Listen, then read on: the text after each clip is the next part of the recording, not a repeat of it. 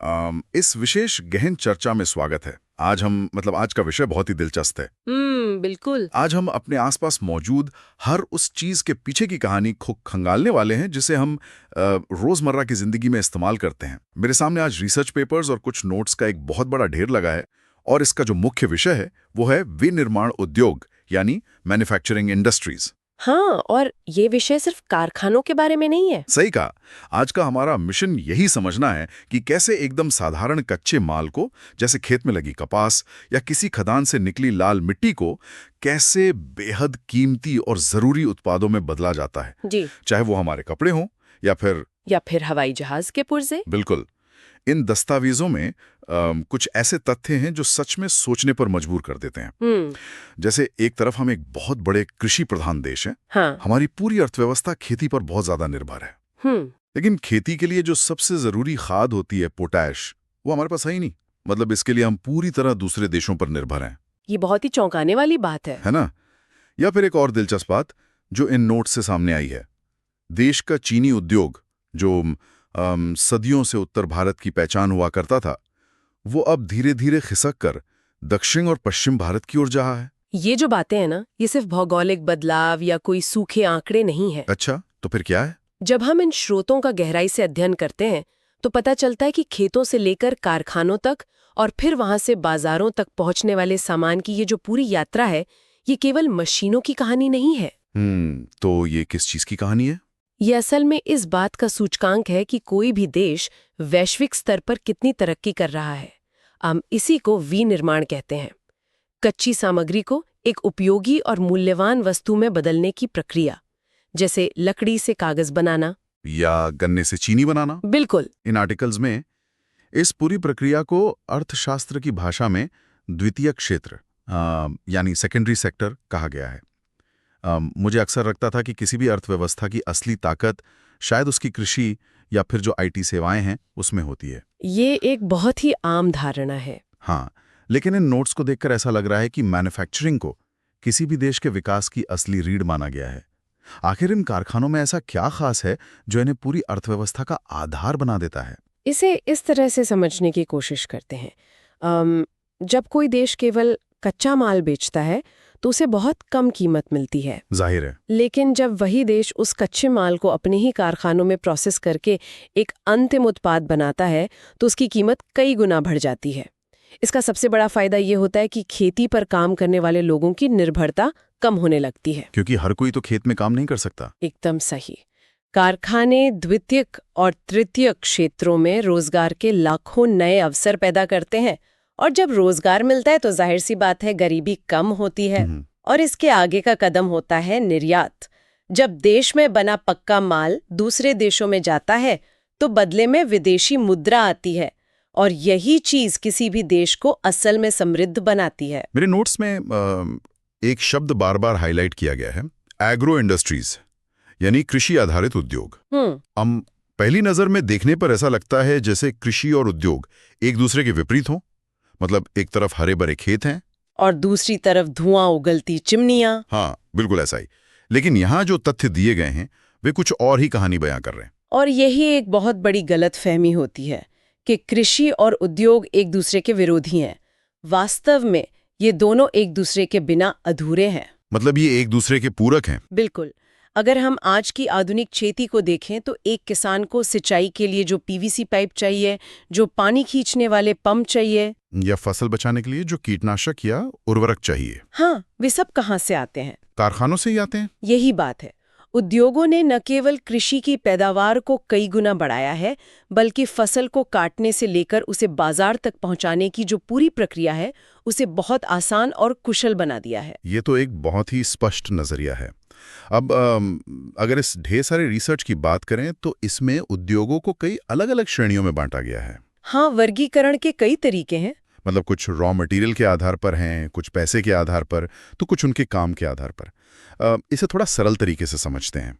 जैसे इसमें बेसिक यानी मूलभूत उद्योग और कंज्यूमर यानी उपभोक्ता उद्योग के बीच जो अंतर बताया गया है वो काफी दिलचस्प लगा मुझे। इन दोनों के बीच का अंतर समझना बहुत आसान है।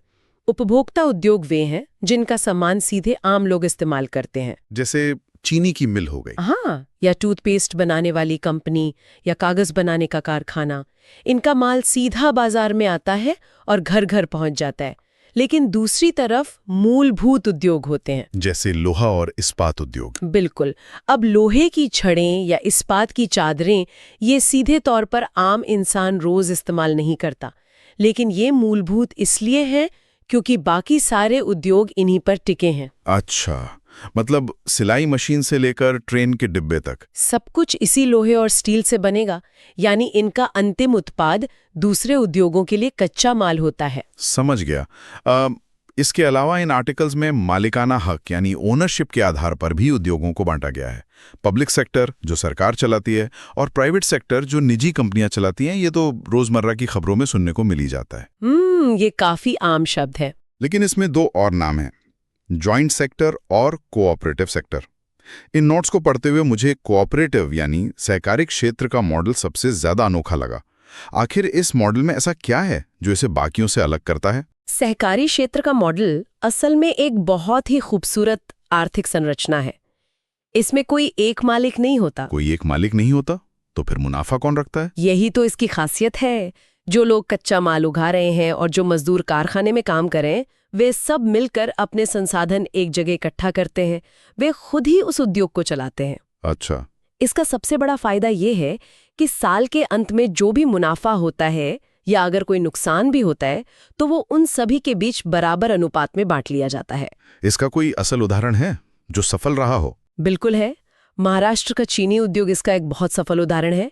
इसी तरह केरला में नारियल की जटाओं से बनने वाला कॉयर उद्योग, वो भी पूरी तरह इसी मॉडल पर काम करता है।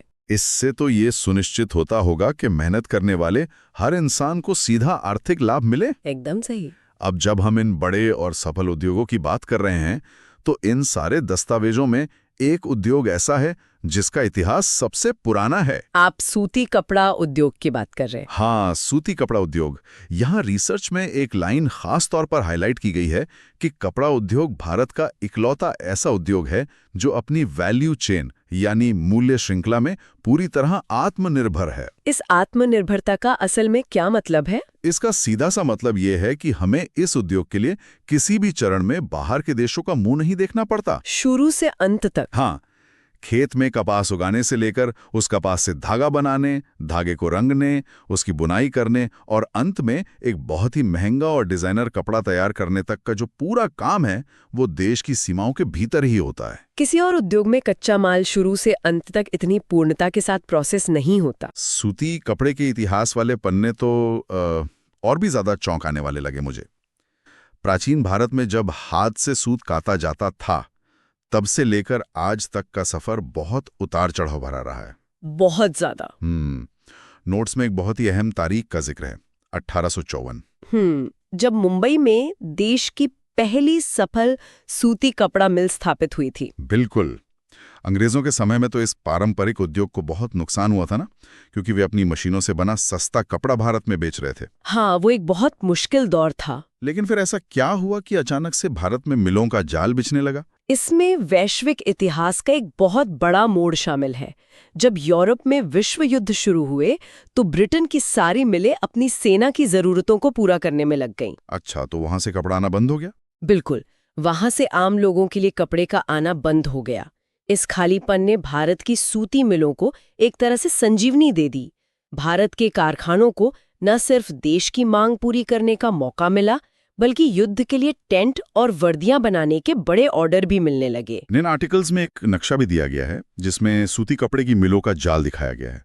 लेकिन एक बात जो तुरंत ध्यान खींचती है वो ये कि शुरुआत से ही ये सारी मिलें महाराष्ट्र और गुजरात के एक खास हिस्से में ही सिमटी हुई हैं। देश तो बहुत बड़ा है और कपड़ा भी हर जगह पहना जाता है, फिर फैक्ट्रियां सिर्फ उसी बेल्ट में क्यों केंद्रित रहीं? इसके पीछे सीधा सा भूगोल काम करता है। सबसे पहली और जरूरी चीज है काली मिट्टी, जो कपास के लिए अच्छी होती है। हाँ, जो कपास की खेती के लिए सर्वोत्तम होती है और वो उस इलाके में प्रचुर मात्रा में है। दूसरा बड़ा कारण है वहाँ का नम वातावरण। नमी का क्या असर होता है? अगर आप रूखी जलवायु में सूत काटने की कोशिश करेंगे तो धागा बार बार टूट जाएगा। महाराष्ट्र और गुजरात की समुद्री हवा की जो नमी है वो धागे को मजबूत रखती है। अरे वाह, ये तो मैंने सोचा ही नहीं था। और इसके अलावा वहाँ मुंबई और कांडला जैसे बड़े बंदरगाह हैं, जिससे मशीनों को मंगाना और तैयार कपड़े को बाहर भेजना आसान हो जाता है। और सबसे अहम बात, इस पूरे काम के लिए जो बहुत बड़ी संख्या में सस्ते श्रम की जरूरत होती है, वो आसपास के इलाकों से आसानी से मिल जाता है। इसी श्रम और रोजगार की वजह से ही शायद महात्मा गांधी ने चरखा चलाने और खादी पहनने पर इतना जोर दिया था। उनका पूरा विचार यही था कि बड़े कारखानों के बजाय अगर कुटीर उद्योग को बढ़ावा दिया जाए तो घर घर में लोगों को रोजगार मिलेगा और वे आत्मनिर्भर बनेंगे। बिल्कुल, उनका नजरिया बहुत दूरदर्शी था। अब सूती कपड़े के अलावा जूट का भी काफी जिक्र नोट्स में है। एक आंकड़ा तो सीधा मेरे सिर के ऊपर से निकल गया। कौन सा आंकड़ा? ये कि भारत जूट का सबसे बड़ा उत्पादक देश है, लेकिन जब बात एक्सपोर्ट यानी निर्यात की आती है तो हम बांग्लादेश के बाद दूसरे नंबर पर आ जाते हैं। ये गणित कुछ अजीब नहीं लगता? ये अजीब लगता जरूर है, लेकिन इसका कारण बहुत ही ऐतिहासिक और दुखद है। आप 1947 के बंटवारे की बात कर रही हैं? हाँ, 1947 का बंटवारा सिर्फ जमीन या लोगों का नहीं था, बल्कि उद्योगों का भी था। देश की पहली जूट मिल 1855 में कोलकाता के पास रिशरा में लगाई गई थी। विभाजन से पहले सब कुछ एक ही जगह था। तो फिर बंटवारे में क्या हुआ? जब सीमा रेखा खींची गई तो जूट की ज्यादातर मिलें तो पश्चिम बंगाल यानी भारत के हिस्से में रह गईं, मगर वो उपजाऊ जमीन जहां दुनिया का बेहतरीन जूट उगता था, वो पाकिस्तान चली गई। हाँ, उसका करीब 3/4 हिस्सा पूर्वी पाकिस्तान में चला गया, जिसे आज हम बांग्लादेश कहते हैं। नतीजा ये हुआ कि हमारी मिलें रातों रात बिना कच्चे माल के रह गईं। ये तो बहुत बड़ा झटका रहा होगा, बहुत बड़ा। आज भी हमारी ज्यादातर मिलें हुगली नदी के किनारे एक बहुत ही संकरी पट्टी में मौजूद हैं। हुगली नदी के किनारे ही क्यों? क्योंकि जूट को धोने और प्रोसेस करने के लिए अथाह पानी की जरूरत होती है, जो हुगली नदी से मिल जाता है। नदी के रास्ते सस्ता जल परिवहन है और बिहार, उड़ीसा और उत्तर प्रदेश से सस्ता श्रम भी आसानी से आ जाता है। भूगोल का ये असर सिर्फ जूट तक सीमित नहीं है। अब अगर हम उस उद्योग को देखें जिसका मैंने शुरुआत में भी जिक्र किया था, चीनी उद्योग। हाँ, वो भी बहुत दिलचस्प है। इन रिपोर्ट्स के मुताबिक भारत गुड़ और खांडसारी के मामले में दुनिया में सबसे आगे है और चीनी में दूसरे नंबर पर है। लेकिन चीनी की मिलें उत्तर प्रदेश और बिहार से हटकर अब महाराष्ट्र और दक्षिण भारत की तरफ क्यों जा रही हैं? नोट्स में सुक्रोज नाम के किसी तत्व का बार बार उल्लेख किया गया है। सुक्रोज असल में वो तत्व है जो गन्ने में मिठास पैदा करता है, और दक्षिण तथा पश्चिम भारत की जो मिट्टी और जलवायु है, वहाँ उगने वाले गन्ने में सुक्रोज की मात्रा उत्तर भारत के गन्ने के मुकाबले कहीं ज्यादा होती है। यानी उतने ही गन्ने से ज्यादा चीनी निकलती है। एकदम सही। दूसरा कारण मौसम का है। दक्षिण का मौसम उत्तर भारत के तरह बहुत ज्यादा ठंडा या गर्म नहीं होता, एक समान रहता है। इस ठंडी जलवायु की वजह से वहाँ गन्ने के पेराई का जो सीजन है वो उत्तर भारत के मुकाबले ज्यादा लंबा चलता है। और शायद वो सहकारी समितियां भी एक कारण है। बिल्कुल, जिसकी चर्चा हमने अभी थोड़ी देर पहले की थी। महाराष्ट्र जैसे राज्यों में सहकारी मॉडल बहुत ही शानदार तरीके से काम कर रहा है, जो चीनी जैसे मौसमी उद्योग के लिए एकदम सही है। मतलब साफ है कि फैक्ट्रियां वहीं अपना ठिकाना बनाएंगी जहां का मौसम और सिस्टम उनके अनुकूल होगा। अब चाहे वो चीनी मिलें हों या फिर कपड़ा मिले, इन सबको चलाने के लिए चाहिए भारी भरकम मशीनें, और मशीनें बनाने के लिए चाहिए लोहा और इस्पात। सही कहा। रिसर्च में लोहा और इस्पात उद्योग को बेसिक और भारी उद्योग कहा गया है। इसमें एक बहुत ही दिलचस्प गणित दिया गया है। लॉ अयस्क कुकिंग कोल और चूना पत्थर का अनुपात 4:1 बताया गया है। ये किस चीज का फॉर्मूला है? ये स्टील बनाने की बुनियादी रेसिपी है। रेसिपी? हाँ, आयरन ओर यानी लॉ अयस्क अकेला काफी नहीं होता। उसे पिघलाने और साफ करने के लिए उसमें कोकिंग कोल और चूना पत्थर को ठीक 4, 2 और 1 के अनुपात में भट्टी में डाला जाता है। अच्छा। इसके बाद भी जो स्टील बनता है उसे और ज्यादा सख्त और टिकाऊ बनाने के लिए उसमें थोड़ी मात्रा में मैंगनीज मिलाया जाता है। क्योंकि ये सारा कच्चा माल बहुत भारी होता है और इसे ट्रांसपोर्ट करने का खर्च बहुत ज्यादा आता है। इसीलिए ये प्लांट खदानों के पास होते हैं। बिल्कुल। इसीलिए आप देखेंगे कि भारत के नक्शे पर ज्यादातर स्टील प्लांट छोटा नागपुर पठार के आसपास ही स्थित हैं। वहाँ खदानें पास हैं, रॉ मटेरियल सस्ता है और मेहनत करने वाले लोग आसानी से मिल जाते हैं। भारी धातुओं की बात हो रही है तो लोहे के बाद एक और धातु है जिसने आधुनिक दुनिया को पूरी तरह बदल कर रख दिया है, एल्यूमिनियम। बहुत ही उपयोगी धातु है। आज हवाई जहाज बनाने से लेकर घर के बर्तन और बिजली के तार बनाने तक में इसका इस्तेमाल होता है। ये हल्का है, इसमें जंग नहीं लगता और ये ऊष्मा का सुचालक है।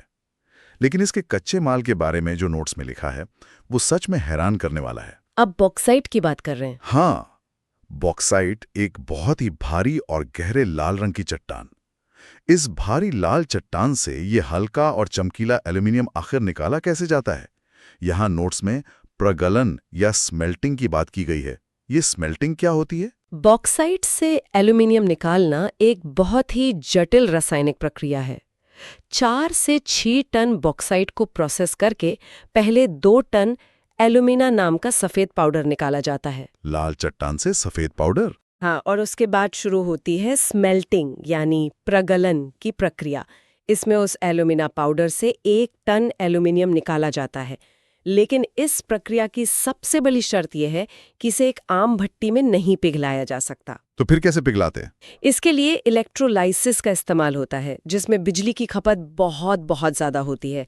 अगर बिजली की सप्लाई में जरा सी की रुकावट आई तो पूरी भट्टी का माल खराब हो सकता है। बाप रे! इसलिए एल्यूमिनियम की फैक्ट्री सिर्फ और सिर्फ वहीं लगाई जा सकती है जहां सस्ती और निरंतर बिजली की गारंटी हो। तो मतलब बिना भारी बिजली के एल्यूमिनियम का कोई वजूद ही नहीं है। अब भारी मशीनों और धातुओं से निकलकर उस उद्योग की तरफ चलते हैं जो शायद हर जगह मौजूद है, हमारी रोजमर्रा की जिंदगी का हिस्सा है, लेकिन सीधा दिखाई नहीं देता। रसायन या केमिकल इंडस्ट्री। बिल्कुल। इन आर्टिकल्स में एक बहुत ही अजीब लेकिन मजेदार तथ्य है कि केमिकल इंडस्ट्री खुद अपना ही सबसे बड़ा ग्राहक है। ये कैसे मुमकिन है? कोई खुद का ही ग्राहक कैसे हो सकता है? ये रसायन विज्ञान की प्रकृति है। जो बुनियादी रसायन होते हैं जैसे सल्फ्यूरिक एसिड या नाइट्रिक एसिड, आम इंसान उनका सीधे तौर पर कोई इस्तेमाल नहीं कर सकता। जाहिर है, हम घर में सल्फ्यूरिक एसिड तो इस्तेमाल करेंगे नहीं। सही कहा। तो केमिकल इंडस्ट्री इन बुनियादी रसायनों को प्रोसेस करती है और उनसे दूसरे रसायन बनाती है। फिर उनसे प्लास्टिक, सिंथेटिक फाइबर, पेंट या दवाइयाँ जैसी चीजें बनती हैं जो आखिर में बाजार तक पहुंचती हैं। अच्छा, इसीलिए केमिकल फैक्ट्री का माल दूसरी केमिकल फैक्ट्री के लिए कच्चा माल बन जाता है। बिल्कुल। अब रसायनों की बात हो और खेती के उर्वरकों यानी फर्टिलाइजर्स का जिक्र ना हो, ऐसा तो हो ही नहीं सकता। हरित क्रांति के बाद तो भारत में इनकी मांग आसमान छूने लगी। बहुत ज्यादा बढ़ गई थी मांग।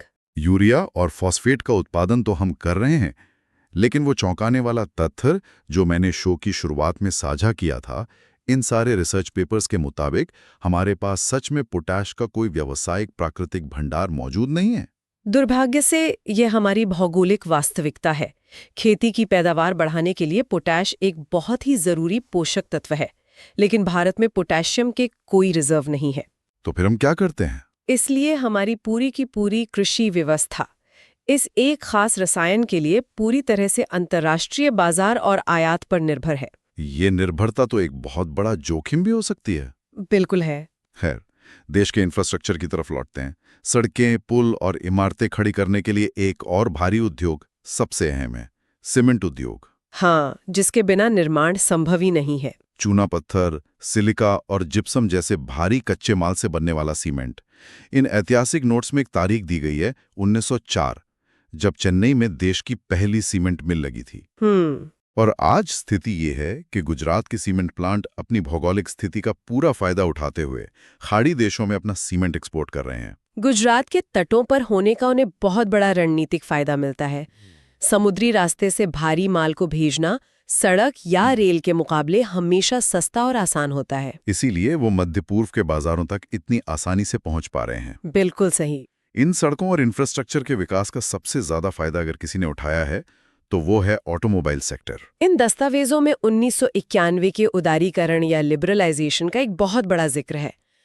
ऐसा लगता है जैसे उस एक आर्थिक फैसले ने पूरे ऑटोमोबाइल सेक्टर के बंद दरवाजे अचानक से खोल दिए। उदारीकरण से पहले भारतीय सड़कों पर गिनी चुनी गाड़ियां ही दिखती थीं। हाँ, वही गिने चुने मॉडल हुआ करते थे। लेकिन विदेशी कंपनियों और नई तकनीक के आने के बाद अचानक से बाजार में कारों, दोपहिया और तिपहिया वाहनों की बाढ़ आ गई। आज भारत दुनिया के सबसे बड़े ऑटोमोबाइल बाजारों में से एक है। और सिर्फ गाड़ियां ही नहीं, अगर आधुनिक भारत की बात करें तो आईटी और इलेक्ट्रॉनिक्स सेक्टर ने जो क्रांति की है उसने पूरी दुनिया में हमारा नजरिया बदल दिया है। आज बेंगलोर देश की इलेक्ट्रॉनिक राजधानी के रूप में जाना जाता है। इस सेक्टर ने न केवल तकनीक के मामले में बल्कि रोजगार के मामले में भी युवाओं के लिए एक पूरी नई दुनिया खोल दी है। सॉफ्टवेयर और हार्डवेयर दोनों ही क्षेत्रों में लगातार हो रहे विकास ने भारत को वैश्विक मंच पर एक मजबूत स्थिति में ला खड़ा किया है।